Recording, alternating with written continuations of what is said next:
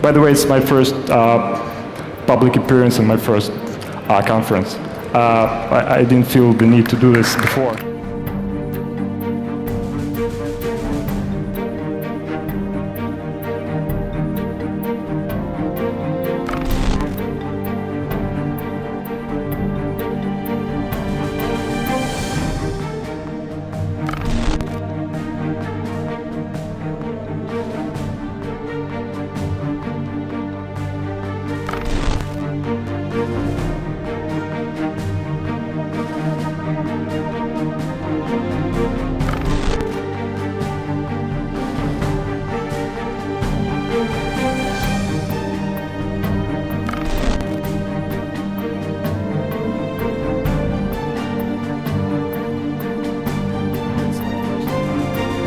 Pavel Durov, the enigmatic tech billionaire and founder of Telegram, has always had a flair for the unconventional.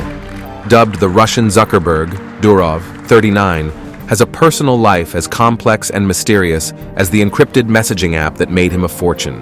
But on August 24th, his eccentricity landed him in an unexpected place, a French jail cell. Pavel Durov, the founder of Telegram, was released from French police custody on August 28th, according to CNN, following his high-profile arrest at Le Bourget Airport near Paris. The release comes just days after his dramatic detention, which had interrupted a rumored dinner with French President Emmanuel Macron, a meeting that could have been pivotal in the realm of international tech diplomacy. After his release, Durov was transferred to court for further questioning, where he faces the possibility of indictment. The scene outside Paris saw the Russian-born billionaire exiting the anti-fraud office in a police vehicle, according to an image captured by a CNN producer.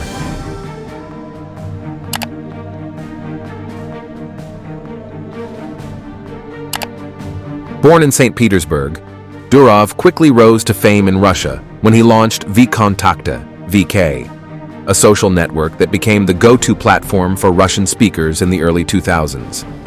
His early years were marked by his refusal to comply with Kremlin demands for user data, a decision that eventually led to his ouster from the company and departure from Russia in 2014. After VK, Durov turned his attention to Telegram, an app now used by over 900 million people worldwide. Despite its popularity, Telegram has been a constant thorn in the side of governments everywhere, including in Russia, where it was famously banned in 2018 after Durov refused to grant state security services access to encrypted messages.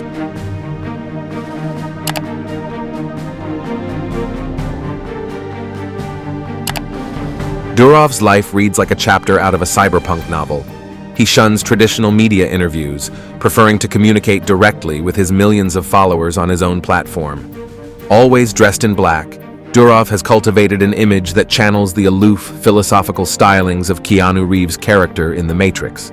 He even abstains from meat, alcohol, and coffee, perhaps in a quest for clarity in the chaotic world of global tech. But it's not just his minimalist lifestyle that sets Durov apart. In July, he revealed a startling detail about his personal life. He is the biological father of more than 100 children. This revelation came as part of his years-long practice of anonymous sperm donations across a dozen countries. "It was my civic duty," Durov said, echoing the paternal ambitions of fellow tech titan Elon Musk. To make matters even more surreal, he has announced plans to open source his DNA, allowing his biological offspring to connect with each other and trace their lineage. This decision has added a further layer of intrigue to his already unconventional life, drawing both admiration and skepticism from around the world.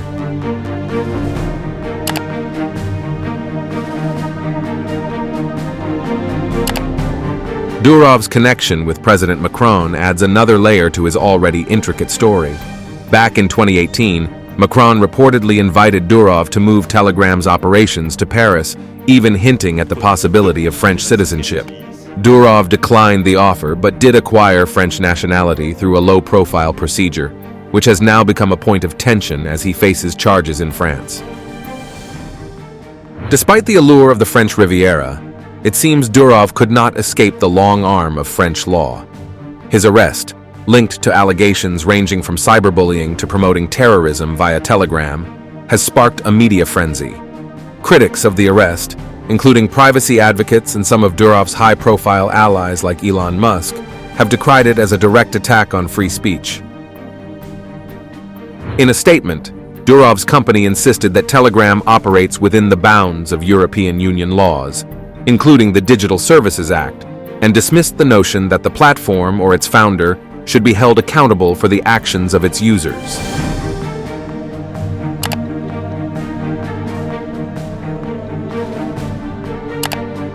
Durov's arrest had not only drawn the ire of the tech community, but also created a diplomatic conundrum for Macron. The French president has been quick to deny any political motivations behind the arrest, emphasizing France's commitment to freedom of expression. But with the Russian government now demanding consular access, the case is likely to become even more politically charged. The tech mogul who once rained money on pedestrians in St. Petersburg and helped revolutionize digital communication is now at the center of a very analog problem: how to navigate the treacherous waters of international law and politics. As the world watches this saga unfold, Durov's supporters had already started a campaign demanding his release, and the hashtag #FreePavel is trending across social media. Whether Durov will dine with Macron or face a different kind of meal behind bars remains to be seen. But one thing is certain: Pavel Durov's story is far from over.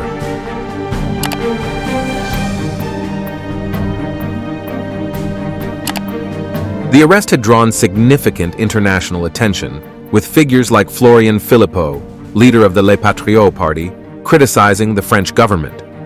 Philippot accused President Macron of deceit, suggesting that the arrest was part of a broader mission to suppress freedom of expression.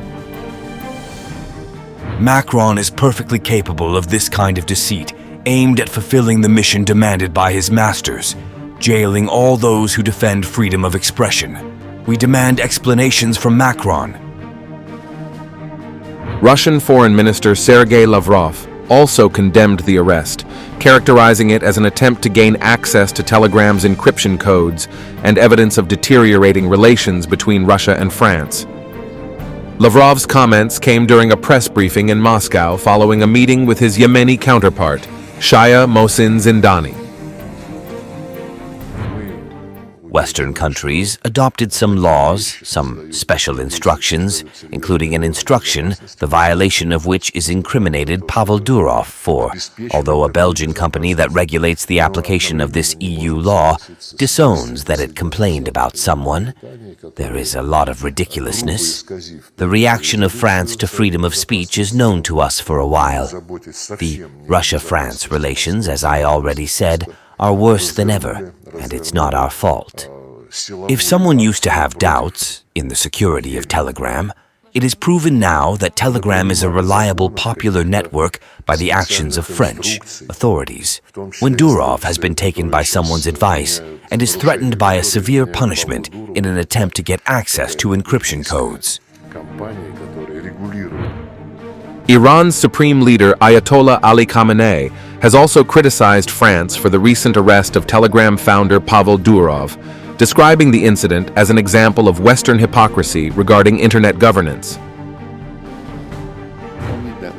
You saw that France arrested this poor young fellow. Yes, they are that strict when it comes to the internet. They take him and put him in jail and threaten him that he could serve a 20-year prison term. That's because he, Pavel Durov, has violated their governance over the internet. Violating the governance is not acceptable. You, officials, rule a country. You have a responsibility and a mission. You can let anyone violate your governance. That should not happen. Meanwhile, Ukrainian President Volodymyr Zelensky, in a recent press conference, said that he was not familiar with the details regarding the situation of messaging app Telegram's owner, Pavel Durov, who was detained in Paris recently. I don't know the details of this case, to be frank. I think nobody knows all the details of this case. Maybe you, journalists, know more. As of today, this arrest does not affect the work of Telegram in Ukraine.